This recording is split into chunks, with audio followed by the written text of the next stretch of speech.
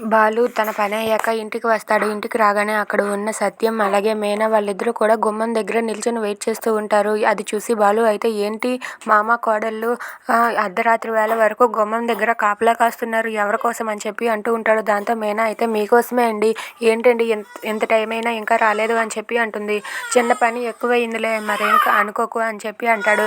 సరేలే అని చెప్పి తన జేబులో ఉన్న డబ్బులు తీసి వాళ్ళ నాన్న చేతిలో పెట్టి, ఇదిగోండి నాన్న మిగతా ఖర్చులకి ఇవి, భోజనం ఫుడ్ అంతా కూడా బయట నిండే వచ్చేస్తుంది, సరుకులు అవి కూడా నేను చెప్పేశాను, మీరేం టెన్షన్ పడకండి, మనం అలా కూర్చుంటే అన్నీ అలా జరిగిపోతాయి అని చెప్పి అంటూ ఉంటాడు. అది వినగానే మీనా అయితే ఏంటో వాళ్ళ చెల్లెల కోసం ఇంతలా తపన పడి కష్టపడుతున్నారు ఈయన అని చెప్పి అనుకుంటుంది. ఇంతలో బాలు చేతికి ఉన్న దెబ్బను చూసి ఏంటండి ఏమైంది ఇలా ఇవ్వండి అని చెప్పి చేతిని చూసి ఇలా అంటూ ఉంటుంది.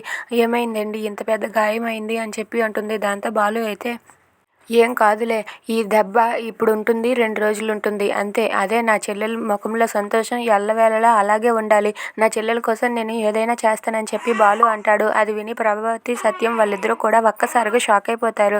ఇక సత్యం అయితే తనలో తాను ఇలా అనుకుంటూ ఉంటాడు, చెల్లెల కోసం ఎంత ఆరాటపడుతున్న నీకు ఇప్పుడు నిజం చెప్తే ఏమైపోతావో అని చెప్పి సత్యం అయితే చాలా బాధపడతాడు. ఇక ప్రభావతి అయితే ఇప్పుడు నేను కానీ వీడికి నేను ఆ విషయం చెప్తే వీడు ఇప్పుడు ఏం చేస్తాడో ఏంటో నాకు టెన్షన్గా ఉంది అని చెప్పి ప్రభావతి అనుకుంటూ ఉంటుంది.